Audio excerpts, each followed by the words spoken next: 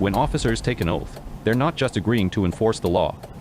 They're committing to uphold ethical standards, to make decisions that reflect fairness, integrity, and respect for the public. In this case, that standard wasn't met. The decision to flip a coin didn't just impact Sarah Webb. It undermined confidence in the system itself. It turned a serious responsibility into something arbitrary, and it blurred the line between lawful authority and reckless discretion. As for Webb, she handled the situation with composure. She complied. She followed the process. And in the end, the charges against her were dismissed. This case serves as a powerful reminder that while the law provides a framework, it's the choices within that framework that truly define justice.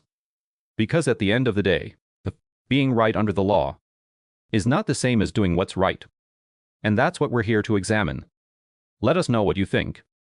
Was this lawful, but unethical? Or something more? And as always, thank you for watching. Inventory searches. When a vehicle is about to be impounded, officers are often required to document its contents to protect both the owner's property and themselves from liability. In this case, that's what the officers claimed to be doing. And under standard procedures, that search would likely be considered lawful.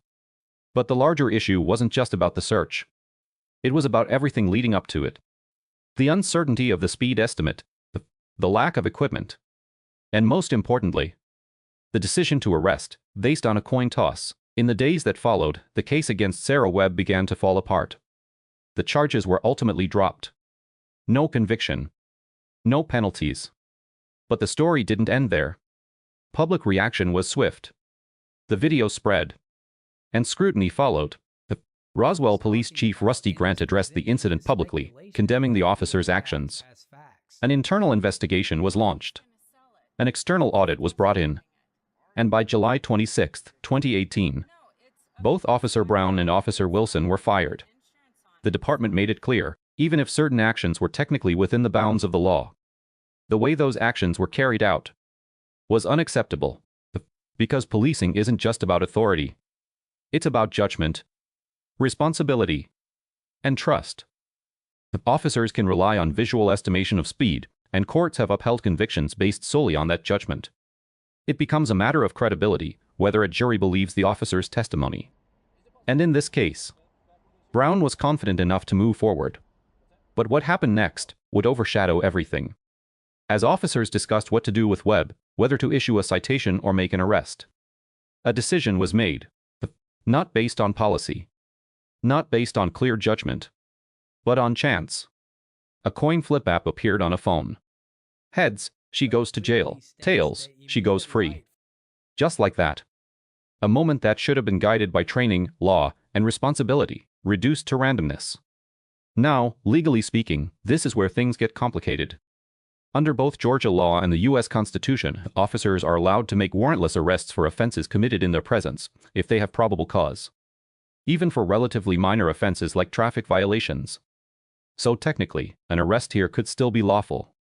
But legality does not always equal professionalism, and it certainly doesn't guarantee good judgment. The coin was flipped.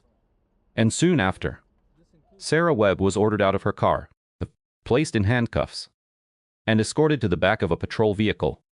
She remained calm, compliant, confused, but cooperative. Meanwhile, officers began searching her vehicle. Now, searches during traffic stops are another area governed by strict rules. Police cannot search a vehicle without a valid reason unless consent is given or probable cause exists. But there's also another exception. The morning of April 7, 2018, started like any other. Commuters filled the roads of Georgia, rushing to work, navigating wet pavement after rainfall, and trying to stay on schedule. Among them was Sarah Webb, a resident of Duluth, Georgia, running late, like so many others that day. But within moments, her routine drive would turn into a controversial police encounter, one that would later spark debate over law, discretion, and ethics. This is Audit the Audit, where we break down the who, what, and the right and wrong of police interactions. As Sarah Webb traveled down Highway 92, two Roswell police officers, Officer Courtney Brown and Officer Christy Wilson, were on patrol.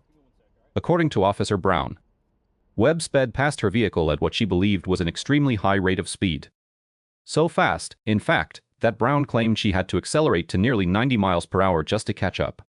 Moments later, Flashing lights filled Webb's rearview mirror. She pulled over. Officer Brown approached the vehicle.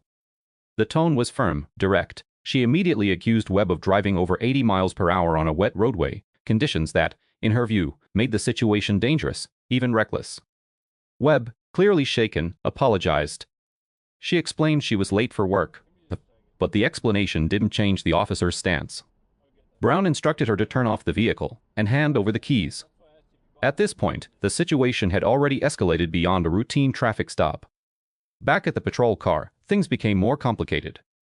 Officer Brown admitted something critical. She didn't have a working speed detection device. No radar confirmation. No precise measurement. Only her visual estimate. Now, in many places, that might weaken a case. But in the state of Georgia, the law allows it.